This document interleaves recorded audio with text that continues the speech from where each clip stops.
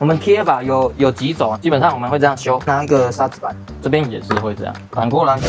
然后还有一种就是叉锤，叉锤的话就是会先挡一段皮，然后这样贴下来，这个角要对到内角，然后这样割，这样就起来了。